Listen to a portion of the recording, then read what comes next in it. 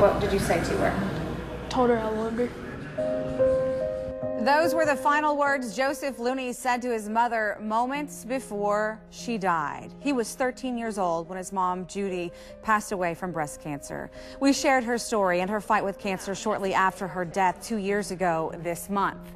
Her kids prepare to celebrate the holidays without her, knowing someone is missing.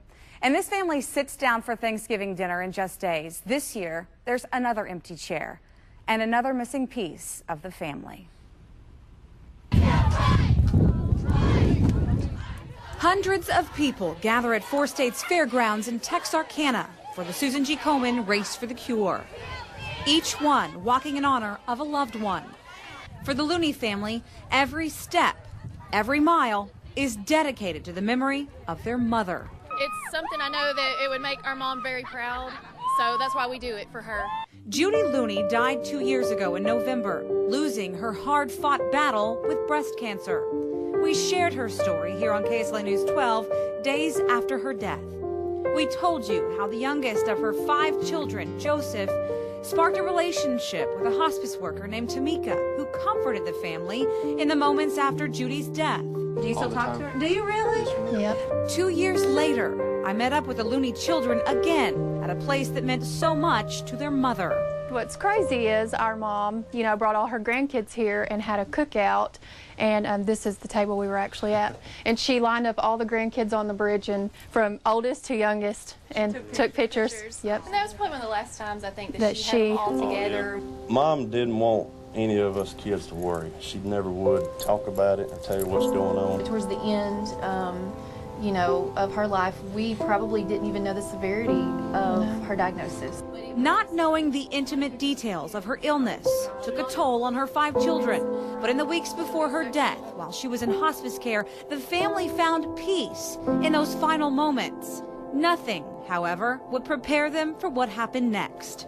18 months after their mother's death, a phone call from a stranger forever transformed their lives. I picked it up and answered, and it wasn't Dad. It was a guy there. He said, "Buddy," he said, "your dad's been involved with a bad wreck. He's trapped his vehicle. He's alert." And I found his phone, and he said, "Call Doc." He was just trying to go home. He was abiding by the law.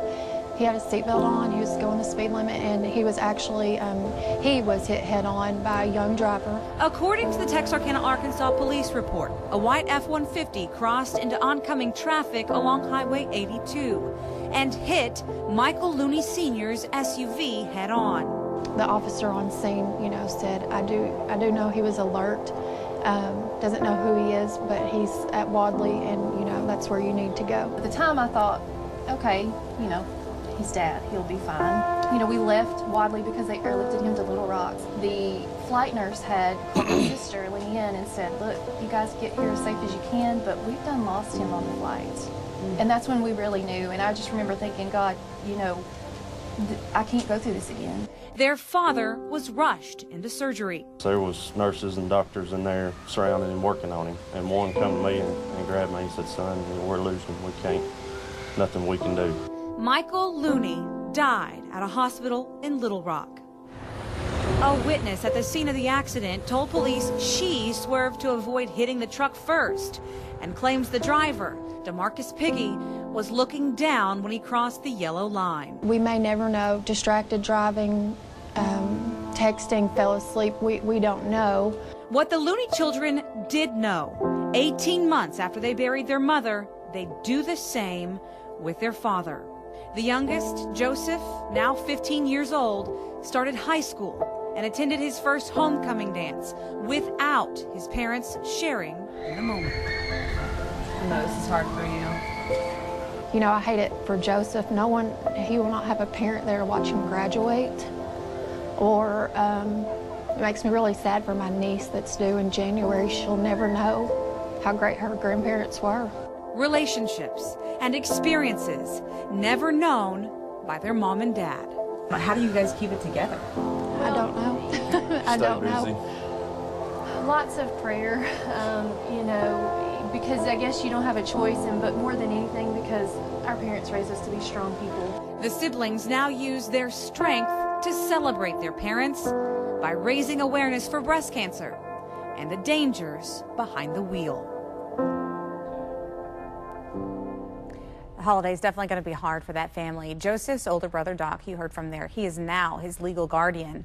As for the driver of that truck, DeMarcus Piggy, he was convicted of reckless driving. He was ordered to pay a $500 fine and complete 500 hours of community service. We reached out to him. He has not returned our messages.